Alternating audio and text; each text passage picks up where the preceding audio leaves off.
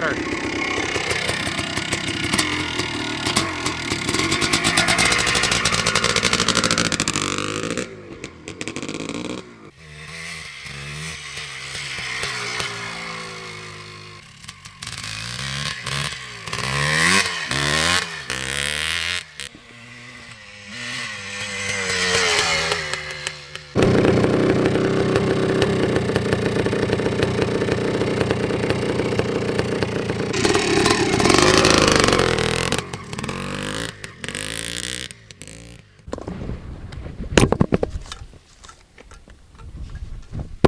Lost a piece. What's happening, fellas? If the words "Let Brock Buy" ring a bell, or the name Super Hunky, or track names like Broom Tioga ring a bell, then you are one of the motocross faithful who will recognize this motorcycle. If not, stand by for a quick trip down memory lane. Welcome to the time machine at the Kaplan compound. 52 acres of prime land here, private motocross track, built specifically so we could ride here. Most of the tracks got closed. You probably know that too. Most of the places we rode as kids when this bike first came out had closed. This is an extremely rare, probably, I think it is, in fact, the most rare Japanese big bore motocross bike ever built. These were made primarily for homologation reasons. They only made 1,000 of these, so Yamaha's Damon Bradshaw could campaign this in the AMA National Championships. In fact, they did win the AMA National at Broom Tioga on this very bike with the same 3.4 gallon huge gas tank on it. Yamaha marketing group wanted them to run this particular tank and seat and the fenders in plastic, so it looked exactly like the production bike. And in fact, the AMA production rules were already well into effect, so the bikes were based off of production bikes. That meant the swing arm, the frames, a lot of the components had to be exactly like the factory bikes. This bike weighed in at 236 pounds. The AMA limit was 225.2 at that time, so the ones that Damon and Bradshaw were running were a little bit lighter, but they're based basically off this bike. And why is this bike significant? Well, this bike, does the name Air Hammer ring a bell? The YZ490s from the era were called the Air Hammer. It was the last air-cooled big bore motocross bike made by the Japanese. This 1991.5 or 92 model, the WR, comes with a wide ratio transmission. It is air-cooled, very simple to work on, extremely bulletproof, will last forever. Yamaha won 6 AMA championships with names like Jimmy Weiner, Brock Glover, Rick the Lumberjack Burgett, or Pierre Carsmakers against the $50,000 RC500 Works liquid-cooled Hondas with guys like David Bailey. It was no easy task. What's the big deal about this bike? Why is this such a kick-ass machine? Well, look at the frame. If it looks familiar, this is the exact same frame the Yamaha YZ250, and this air-cooled motor fit in there beautifully. They just changed the front motor mounts and put a different head stay on it, and it bolted right in. A lot more torque, a lot more horsepower. Now, you can bore this. Right now, it's a 490, I think it's 495 or 496 stock.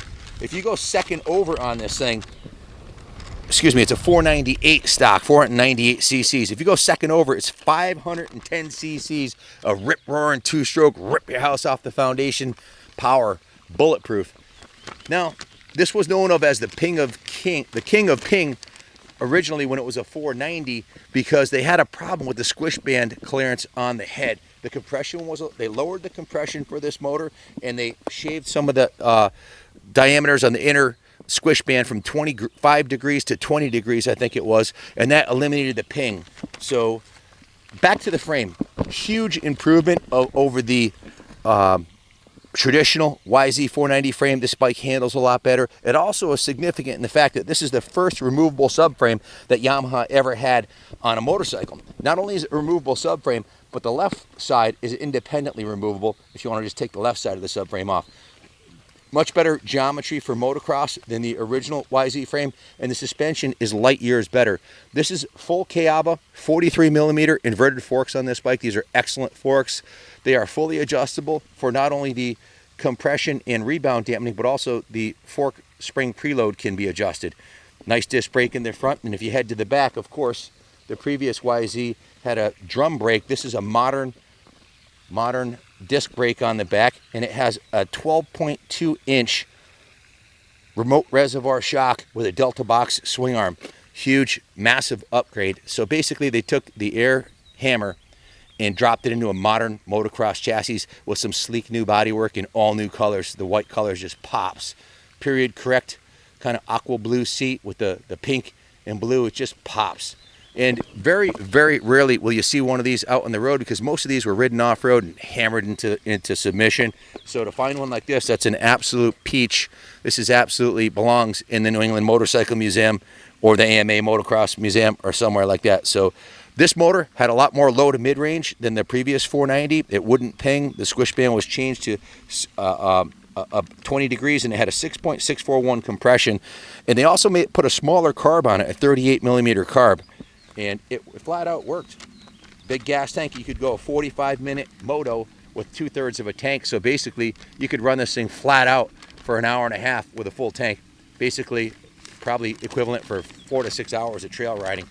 So a lot of guys use these off-road. Only 1,000 were made. Very few remain in this kind of condition. So if you have any questions about it, give us a call, 860-454-7024.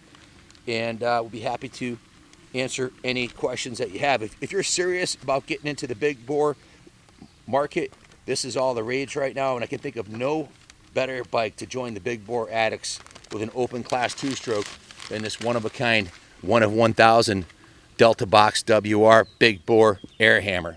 Now, it does have some nice upgrades on it. If you look closely, you'll see that it has a Pro Circuit YZR pipe, which is something similar to what most of the national riders would have run from that era. I believe, I'm not positive, but I think this is the original front tire on it. This is an extremely low hour example. There's no rash at all on the forks that you would see from a typical motocross situation. And what I would like to check more than anything else is the frame. And this side of the frame is absolutely spotless. There's not a single ding in it, and there's not a single ding in the other side.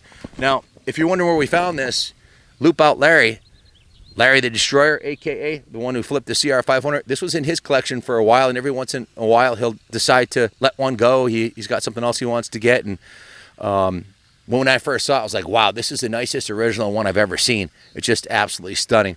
It has the IMS pegs too, which are a nice upgrade from the originals. Other than the pegs and the pipe, this thing, and the Pro Taper handlebars, and the Pro Taper grips, and the Pro Taper upgraded clutch perch with the quick adjust, other than the controls and the pegs, which is a real nice upgrade, because the pegs from that era were much skinnier and the bars were cheesy steel ones, and the adjuster, this is set up to ride.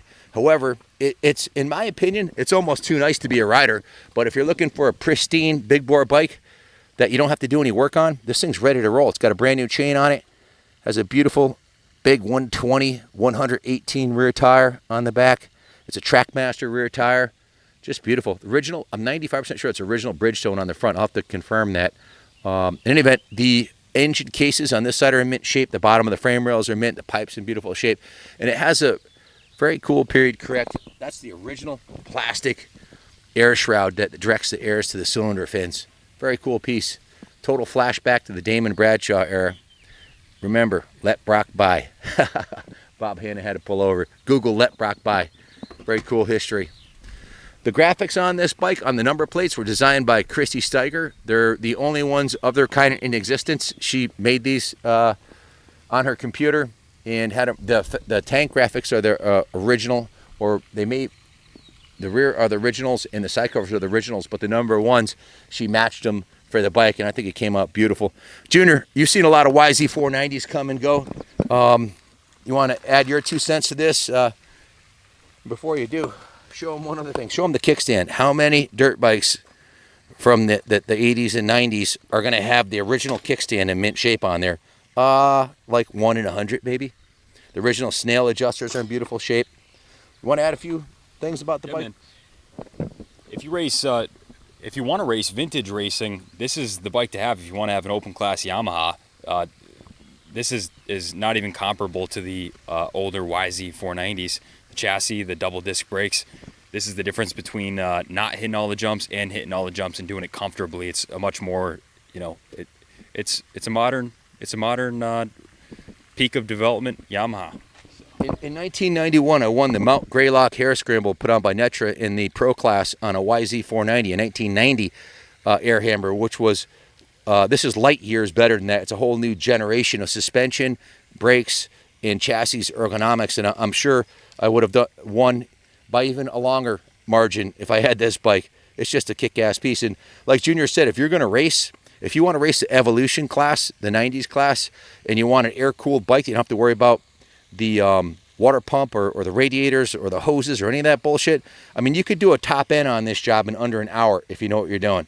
It's just a piece of cake. Pull the carb off, the 4-cylinder head bolts, and slip the cylinder off.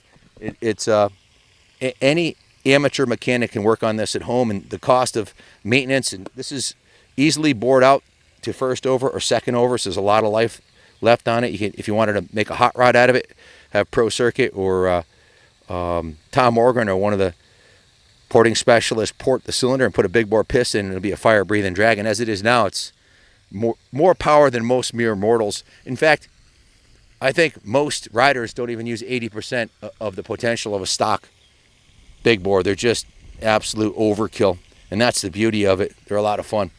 If you have any questions, give us a call. Thanks for watching, and as always, God bless America.